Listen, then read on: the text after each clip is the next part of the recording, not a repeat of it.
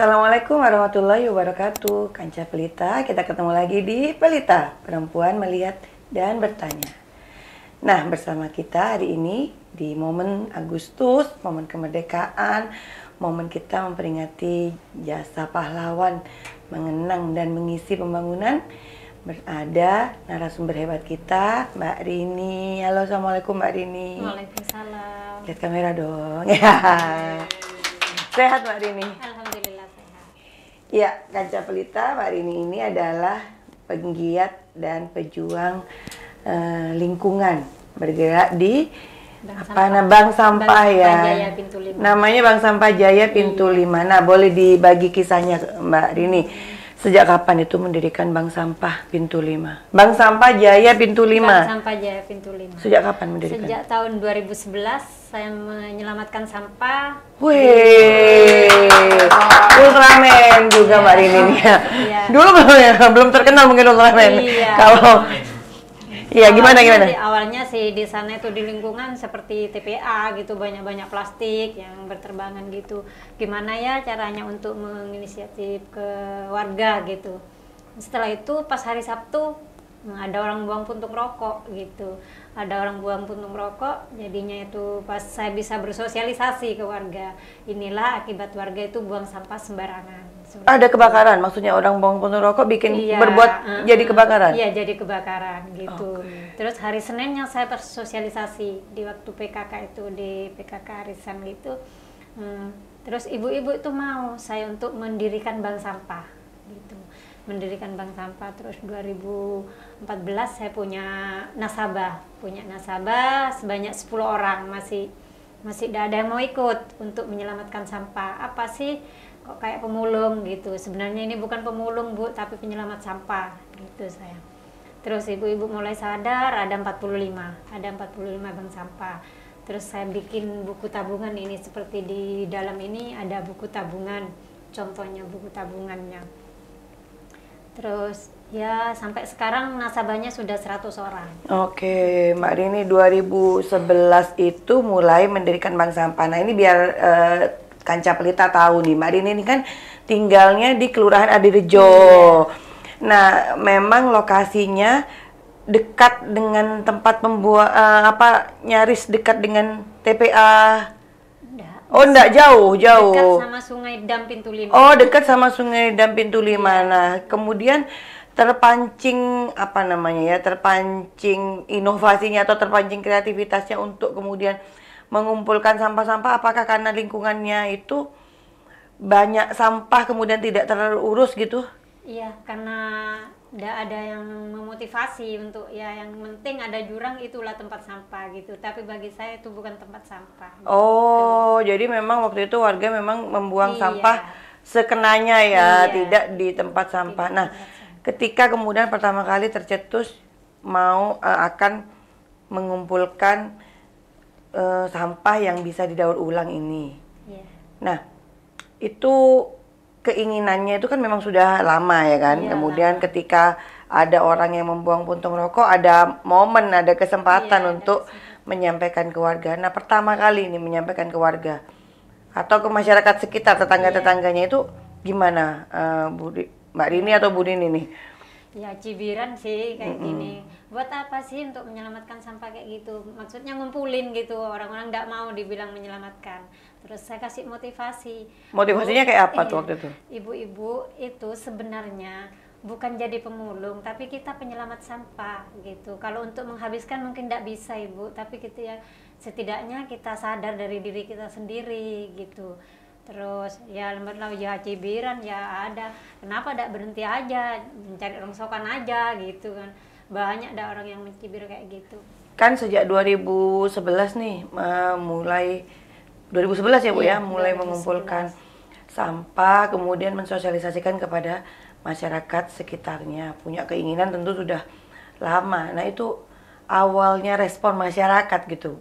Tetangga-tetangga pastikan yang pasti didalangin pertama kan. Saya respon pertama kali gimana tuh? Ya responnya ya keberatan sih, tapi dengan ketelatenan saya untuk tiap minggu saya motivasi, tiap minggu pertemuan itu saya motivasi. Tiap minggu itu Bu? Iya, karena di rumah itu ada lansia yang sekolah. gitu. Bukan awal-awal pendirian tuh memang sudah ada lansia sekolah? Ada. Oh, sekolah apa, Bu?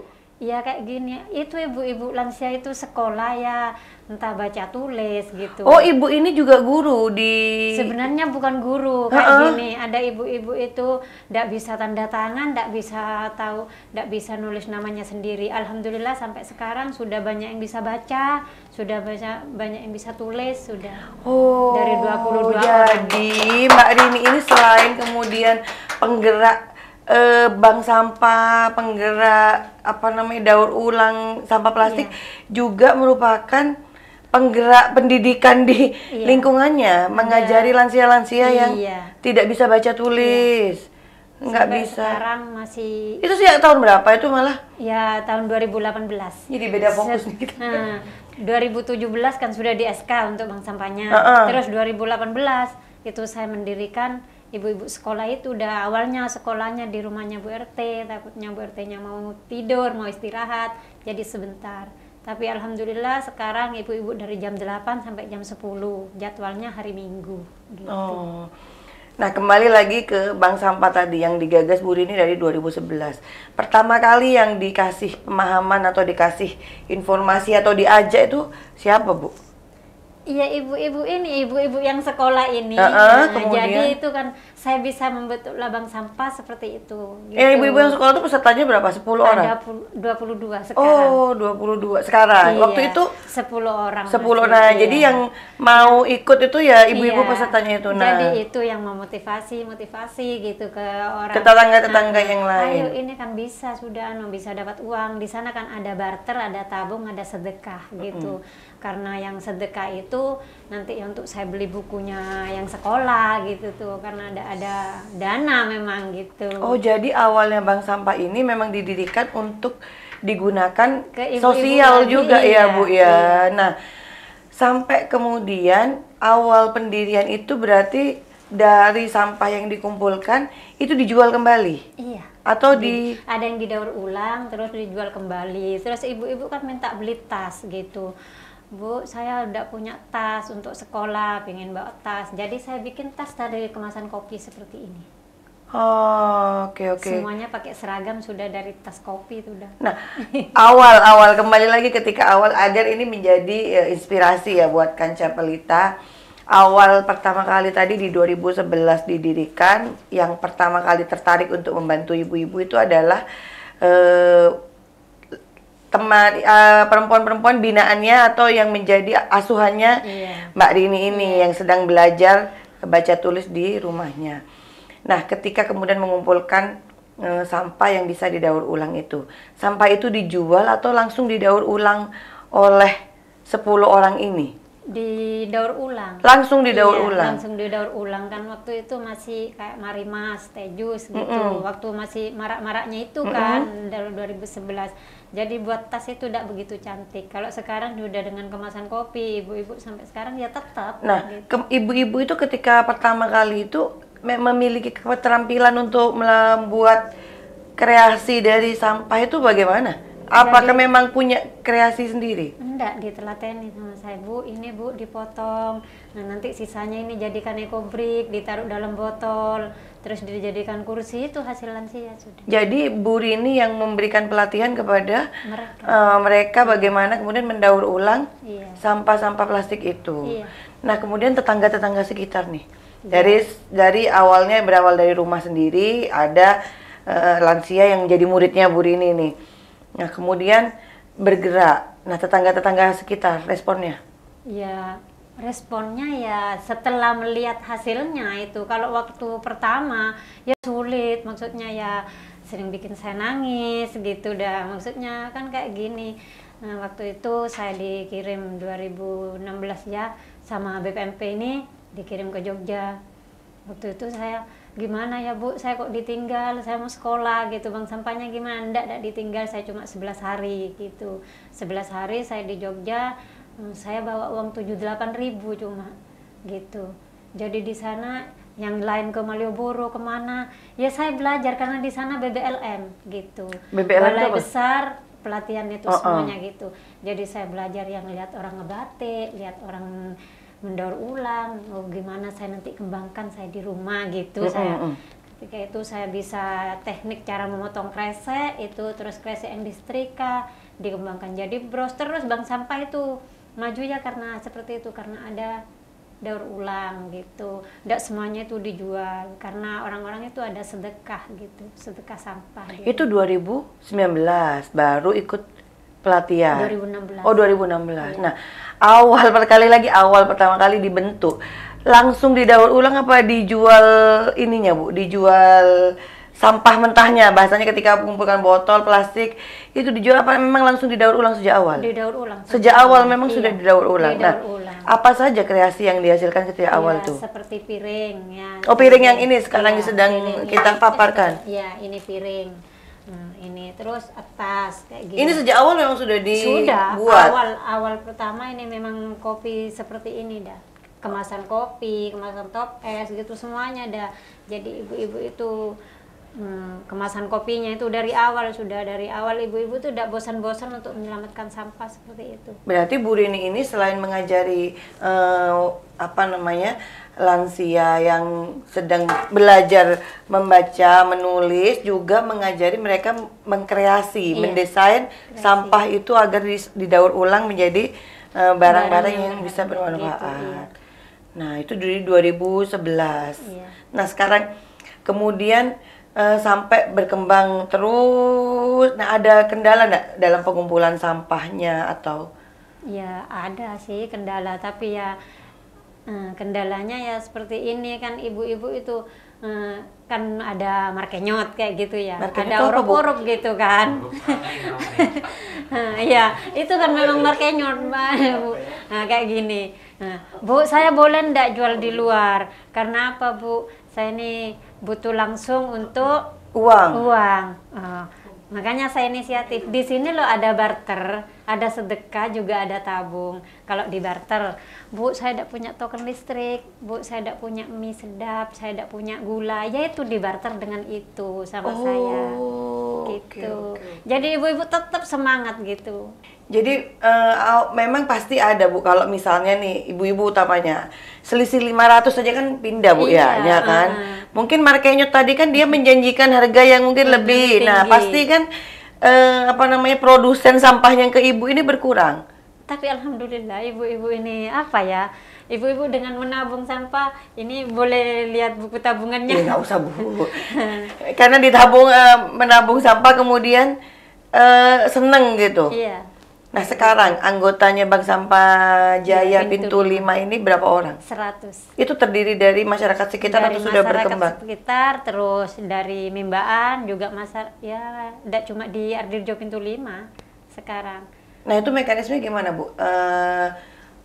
Warga saya misalnya setor sampah ke Bu Rini atau memang ada Bu Rini menggerakkan atau menggunakan tenaga kerja untuk ngambilin dari misalnya ada RT sebelah yang ingin bergabung. Nah, apakah menggunakan tenaga kerja? Nah, kan ada sekarang ada ojol Bu, pakai ojol diambilkan sampahnya dari RT situ atau gimana? Ya dijemput dari Bank Sampah Jaya Pintu 5. Oh, jadi memang tenaga kerjasama nggak dengan ojek online yang sekarang lagi marak? Atau mungkin kerjasama dengan? Enggak, diantar sendiri kok sama ibu-ibu. Diantar sendiri, kalau banyak itu dijemput gitu. Oh, dijemput oleh? Iya, oleh tim Bank Sampah Jaya Pintu 5 gitu. Dari awal pertama kali didirikan, produk apa saja yang sudah dibuat sampai dengan sekarang? Sampai dengan sekarang ya bunga, sabun, fashion dari kresek itu. Fashion dari kresek itu maksudnya? Baju dari kresek. Itu bisa dipakai atau hanya untuk? Bisa dipakai. Itu kalau jalan kita kresek gitu nggak? Enggak, kan ada lapisannya. Kan barusan dipakai ini Nurul Ansor itu. Bukan hanya untuk keperluan fashion show, bukan? Enggak, semua kan kayak gerak jalan unik, karnaval itu sudah melayani. Oh, iya. Bunga, baju. Iya. Untuk sekarang minyak jelantah yang dijadikan sabun. Nah, ini inovasi dari Bank Sampah Pintu 5. Ada minyak jelantah. Nah, ini sabun apa, Bu? Sabun cuci. Cuci baju? Iya, cuci baju, cuci piring. Ya, saya tidak menyarankan untuk muka gitu. Tapi ya Karena mainnya minyak jelantahnya. sebenarnya kayak gini, semuanya itu. Kalau bisa bikin saya jadi kayak lu namanya nggak? Tapi kan kayak gini lagi, kan muka itu kan ada yang sensitif, ada yang enggak. Karena ini setara dengan sabun kodok. Gitu. Oke. Nah ini bisa menciptakan inovasi minyak jelantah. Jadi ini ada pendampingan nggak, Bu? Sebenarnya waktu itu ya yang di Jogja itu saya lihat-lihat sendiri. Di kan 2016? yang 2016 itu. Wah ilmunya dimanfaatkan sampai sekarang. Jadi gimana, Bu? Sekarang ya gini Bu, maksudnya manfaatnya ke warga itu banyak. Jadi minyak jelantah itu satu botol 1,5 liter itu 4.000 gitu. Nah kemudian yang mengelola? Iya itu ibu-ibu lagi. Kembali lagi ke ibu-ibu itu, ada anak-anak sekolah gitu praktek, kayak anak-anak sekolah praktek apa mau bahannya saya yang nyediakan, jadi itu sudah saya jual ke yang mau praktek gitu. Nah Bu, di rumahnya atau di mana tempat usahanya atau apa ini terpisah dengan rumah? Tempat usahanya masih ngumpul sama kumpul. rumah. Ada berapa orang yang bergabung dan ikut memproduksi barang-barang daur ulang ini? Ada ya 22 orang itu. 22 ini terdiri dari warga sekitar atau warga sekitar sama Bukit Sema. Tapi dalam tetangga wilayahnya. Iya, wilayah RT 5 itu. Kan saya RT 4. Jadi satu wilayah RW berarti. Iya. Ya. Nah, ini semuanya ada pelatihannya yang melatih Bu Rini sendiri kepada mereka. Iya. Selama ini ada nggak dari support dari dinas terkait, misalnya Bu Rini pernah nggak teman-teman yang produksi piring ini atau produksi dompet atau produksi tas ini ada pendampingan atau ada pelatihan untuk membuat produk daur ulang ini? Iya ada cuma ketika P5 itu kan pelajaran P5 kayak di Semada, di SD ini Daun 1 itu kan. SD Asbagus itu ya ngundang gitu. Itu kan ibu yang melatih adik-adik maksudnya. Yang maksudnya ini tenaga kerjanya ibu atau ibu sendiri dilatih oleh mungkin ada dinas atau ada lembaga-lembaga yang ada. Dikirim mungkin. Enggak, cuma yang Ekobrik itu yang waktu itu cuma dari daerah. Di 2016 itu? 2019. 2019 dilatih Ekobrik di mana itu, Bu? Di SMP 1. Oh, itu bikin apa lagi itu? Bikin ekobrik. Penyelamatan sampah dalam botol. Oke. Jadi botol-botol yang dikumpulkan. Botol itu diisi potongan-potongan plastik ya. Bisa dijadikan kursi, bisa dijadikan meja. Ada gitu. produknya. Jadi maksudnya sekarang juga sedang dikerjakan oleh teman-teman Bank Sampah Pintu 5. Dikerjakan. Pertama kali mendirikan itu ada modal yang dikeluarkan atau dibutuhkan untuk ini? Ya sebenarnya modalnya ya dari orang ngumpulin sampah itu, terus itu dijadikan daur ulang saya jual. Nah ketika orang ngumpulkan sampah kan dibeli Bu? Enggak? Kan saya setor sampah nih, nah itu dibeli enggak sama Bu Rini? Enggak, karena awalnya saya bilang sudah di sini ada ditabung, disedekah dan dibarter. Jadi orang-orang itu ditabung dulu. Saya sudah jelaskan, Bu, ini tidak dapat uang. Ketika ini sudah ada penjualan, nanti Ibu sudah dapat uangnya. Jadi ibu-ibu senang. Ketika sudah jadi produk, pas dijual. Oke, nanti tidak ada modal. Oh, tidak dibeli ya. Jadi memang ditabung, kemudian ada sebagiannya disedekahkan. Iya. Ketika nanti sudah hari raya itu hasilnya nanti sudah uang keluar juga dapat bonus ya berupa sembako gitu, tergantung banyaknya tabungannya gitu. Oh, tabungan itu bertabungan sampah berarti ya? Tabungan sampah. Sampah pertama kali. Nah, kalau orang lain dari RT lain misalnya atau dari warga lain setor sampah, itu bagaimana nanti, Bu? Sekarang tetap ditabung. Banyak yang karena tahu manfaatnya gitu. Ketika dijual langsung sama ditabung itu kebahagiaannya beda. Oke. Gitu. Karena apa? Uang yang saya tabung ini berarti uang yang terbuang dari dulu. Karena sampah kan kayak gitu. Ayo kita rubah sampah jadi rupiah gitu. Nah, rata-rata kita maunya instan ya, dijual langsung kelihatan uangnya gitu loh, Bu. Tapi enggak, alhamdulillah ibu-ibu itu ditabung gitu, ditabung karena apa? Tahu manfaatnya. Setelah saya bilang, enggak apa-apa mau diuangkan monggo gitu, untuk sekarang itu diuangkan monggo. Cuma nanti kan dapat tabungan. Tapi ada satu lagi nih di RT 5 itu yang namanya Bu Jumaani. Iya, iya nggak usah disebutkan. Iya. Iya, terus kenapa ada lagi warga yang komplain? Enggak, Oh, itu seneng. kan awalnya ya mau bikin anaknya sekolah itu udah punya Wah. biaya gitu, udah punya biaya. Jual sayur itu kan, jual sayur keliling ke rumah. Bu, ibu mau ndak gitu. Waktu saya ngajak, gimana mau ndak ibu ini ya gitu saya. Ibu mau ndak? Mau apa Bu ini? Ibu mau nabung. Nabung apa? Saya tidak punya uang. Nabung sampah, Bu. Ibu kan keliling jalan. Tapi saya tidak nyuruh nyari ya, Bu. Ketika ibu ketemu sama botol, ketemu sama gelas, daripada itu nanti ada orang naik sepeda itu jatuh. Nah, tapi ibu ngelihat botol itu berserakan, ambil ya, Bu, gitu. Sampai sekarang itu yang paling jadi Banyak tabungannya. Iya. Sampai bisa nyekolahin anaknya itu kayak gitu ya dari hasil tabungan bank sampah itu.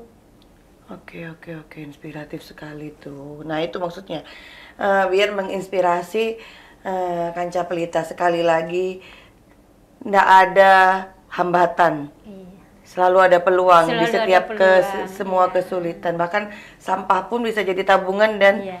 uang ya, Bu ya. Iya. Nah, selama mendirikan dari 2011 sampai sekarang. Tadi sukanya sudah diceritakan, ada duka-dukanya nggak, Bu? Ada sedih-sedihnya nggak? Ya ada sih. Ya coba Kan diceritakan. kadang, kan kayak gini. Waktu itu kan saya masih di Kelurahan Ardirejo Iya. ya kan kayak itu untuk memotivasi teman-teman. Nah, ada tetangga itu bilang sudah dah berhenti di kelurahan, cari rongsokan aja gitu ya. Nah, saya cuma diem gitu. Tapi karena apa? Yang saya lihat itu kan apa ya?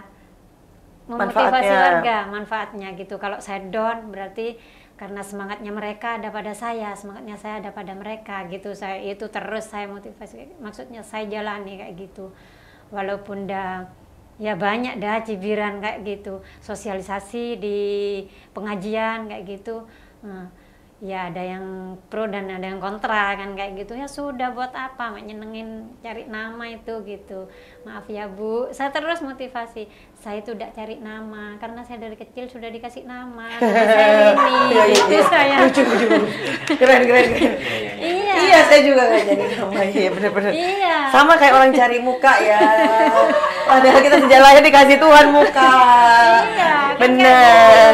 Jadi ibu-ibu itu terus kuat gitu dah. Walaupun sekarang aja saya ibu-ibu, Bu, ada hajatan libur ya Bu untuk sekolah itu. Maaf lah Bu, jangan libur kasih PR gitu ibu-ibu lansia itu sekarang. Oke, mereka yang nagih ya Bu ya, nagih pelajarannya. Iya. Termasuk pelajaran membuat desain dan Iya, kreasi sekarang kan. saya ajari batik. Oh, ibu-ibu juga, nah iya, Bu Rini juga ada usaha produksi batik di tempat usaha, namanya batik apa Bu? Batu koral. Batu koral. Itu juga tenaga kerjanya mereka para lansia yang... Iya, untuk mewarnainya gitu. Kalau yang membatiknya masih saya sendiri. Oh, Bu Rini Gitu. sendiri yang membatik? Iya. Oke, itu memberdayakan. Iya. Itu lansia usia berapa Bu yang jadi Ada tenaga yang kerja? 80, ada yang 68. Hah? Sudah Ada usia tidak 57. produktif? Iya. Untuk sekarang saya buka untuk pralansia dan lansia karena banyak pekerjaan yang harus kayak batik itu kan tidak harus lansia. Kan lansia cuma bisanya mewarnai gitu. Oh, itu juga dikerjakan oleh mereka yang ada di rumahnya Om Burini yang jadi siswanya Bu Rini ya. Jadi mereka selain bikin produk daur ulang juga bikin batik sekarang. Bikin batik. Ya kan lebih gampangnya batik itu ekoprint. Kan banyak daun-daun itu yang di rumah lah seperti marongki itu. Nah, Bu, ini bikin ekoprint. Jadi ibu-ibu pasti tahu karena itu sistemnya itu cuma di totok-totok kayak gitu. Nah, sekarang warga sekitar rumah nih Bu, dengan adanya artinya ini sudah berjalan, kemudian sudah manfaatnya sudah bisa dirasakan. Nah, responnya warga sekitar kepada Bu Rini dan usaha ini gitu. kok dari dulu Bu Rini ngajarin saya gitu. Padahal sudah dari dulu, cuma kan bertahap. Oh iya, penyesalan selalu di belakang. Iya. Kalau di depan namanya pendaftaran, betul Bu. Iya, kayak gitu, kok dari dulu gitu. Nah, tetapi pada prinsipnya sekarang seluruh warga sekitarnya itu sudah tertarik untuk ikut tabungan bank sampah itu. Iya. Nah, output yang produk yang dihasilkan juga terasa manfaatnya ya. Ada yang Terasa bisa manfaatnya. nyekolahkan anaknya dari hasil nabung sampah bank itu. sampah ini. Nah, ada tas, ada piring, Taplak meja, taplak meja itu dari apa Bu? Bahan dari dasarnya? kemasan kopi. Bisa dipakai begitu? Iya bisa, cantik kalau ditaruh di sini. Wih. Oke. Taplak meja, kemudian apa lagi Bu? Ya, tikar. Gitu. Nah, ruang galeri, ruang pamerannya, ruang pameran produknya itu di rumah juga ini. Kalau orang pengen dapat produknya Bu Rini dan teman-teman lansia, bisa didapatkan di rumah. Kalau ada pameran, suka ikut nggak Bu Rini? Iya ikut, gitu. Kalau pameran. Ikut sebagai peserta. Iya, jadi itu jual juga produknya di sana. Nah, ini kalau dijual berapa nih Bu? 2.000. 2.000. Iya. Nah, minyak jelantah ini juga bank sampah atau Bank sampah. termasuk bagian dari bank sampah? Iya, minyak jelantah. Karena itu kalau dibuang kan bisa jadi pencemaran lingkungan. Jadi sekarang ibu-ibu itu sudah, karena apa? Minyak jelantah itu memang tidak kerasa. Nah, sekarang ya tidak apa-apa saya goreng kerupuk, tidak apa-apa. Tapi itu kan penyakit jangka panjang kan kayak gitu. Jadi ibu-ibu jadi takut gitu. Bisa jaga kesehatan dengan adanya bank sampah kayak gitu. Jadi ya Bu, kalau sebenarnya karena tidak pas langsung sakit, tidak akan merasakan gitu.